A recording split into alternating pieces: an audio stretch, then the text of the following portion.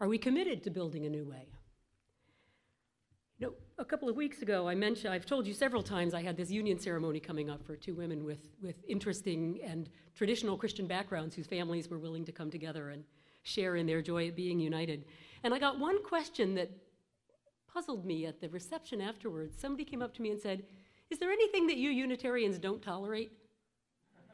And my knee-jerk response, without stopping to think, was, "Yeah, intolerance." And then they laughed and said, No, I'm serious." And I thought for a minute, and I said, "Yeah, I think I am too." When I was ordained in 1992, the congregation in Lexington, Massachusetts charged me with, quote, "preaching the word of truth in freedom and in love." And they then promised to walk with me in unity of the Spirit, in the bond of peace, and in all the ways of truth and love, known or to be made known unto us.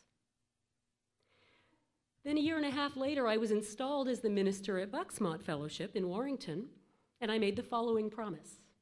"I pledge myself so far as the power in me lies, worthily to maintain the freedom of the pulpit, to speak the truth in love, to live in harmony with the principles of our faith, and to share my life with yours in mutual ministry."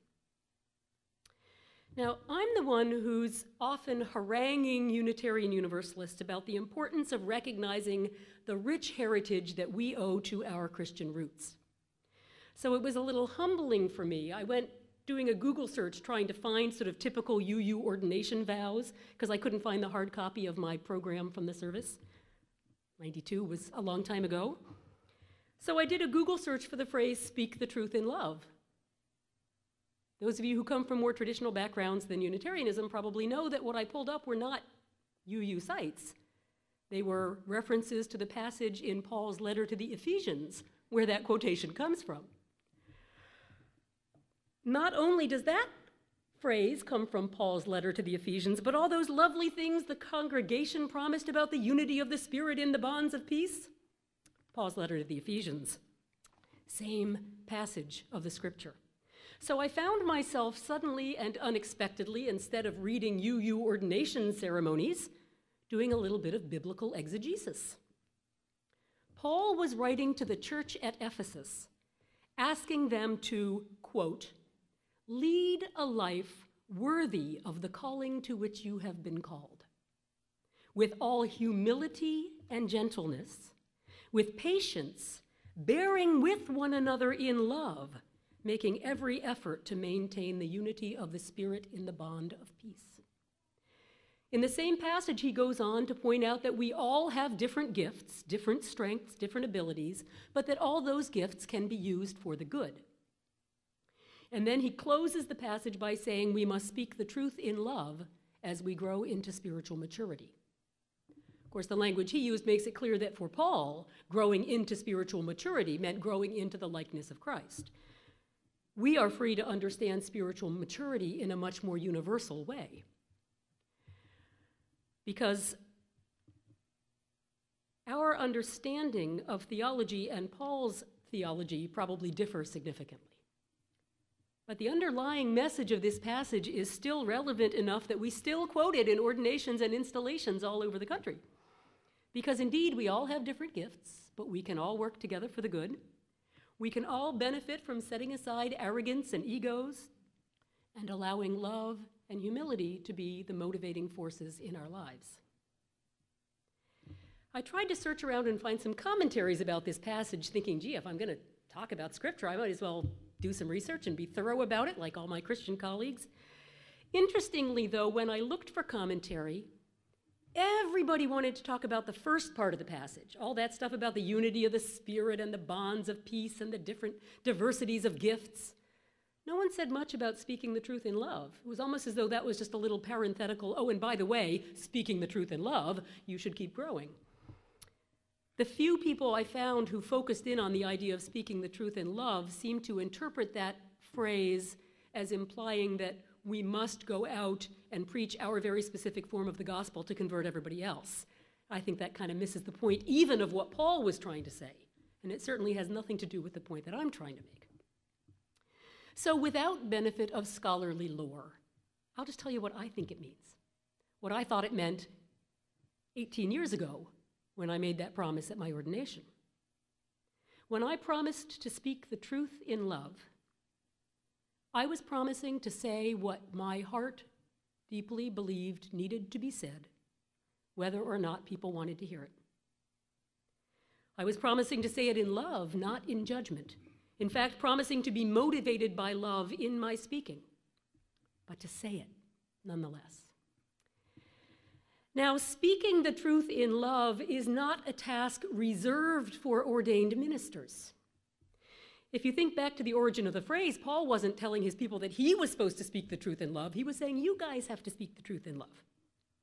Now, we ministers, when we get ordained or installed, we stand up in front of the congregation to make all kinds of big, impressive promises. We don't do that because we're all that much different from anybody else, or that we're supposed to do and live that differently from anybody else. It's just that because we're in the limelight, we have to promise we're really going to do it. I think I've told you about my colleague Barbara Merritt's theory that people who go into ministry aren't marked as special and set apart. They're sort of in God's remedial plan, somewhere where he can keep a close eye on them, is the way she puts it. As a result of that, we have to hold ourselves to high standards because people are always watching. It's a fishbowl kind of life. Now, speaking the truth in love sounds really good. Doesn't it sound noble? I will speak the truth in love. I've had couples promise to do this with each other at union ceremonies and weddings also. I will speak the truth to you in love. But the very fact that we make promises about doing this in front of witnesses at important ceremonial occasions is a little clue that it's neither easy nor automatic. If it were, it wouldn't require special promises. We'd all take it for granted. There are two sides to this idea of speaking the truth in love. My main focus this morning is on finding the courage to speak the truth at all. But first, I want to say just a few words about the importance of that love part. We've probably all been told at some point, raise your hand if someone at some point has said to you, if you can't say anything nice, don't say anything at all. How many of you think that is consistently good advice for living? Wow, okay, we'll talk later. I think there are a lot of times when that's really good advice. And I think there are times when we have to say things that aren't nice, because we're confronting things that aren't nice and something needs to be said about it. Some things need to be said, but before we say them, it's important to look at our motivation for what we're saying. Why are we saying it? Are we saying it in order to show judgment toward someone else? In order to hurt someone back because they hurt us? Or are we truly speaking out of love? Love for the person to whom we speak, love for the world that is being hurt by whatever it is we're trying to confront. Notice too that in the original scripture, Paul talks about humility.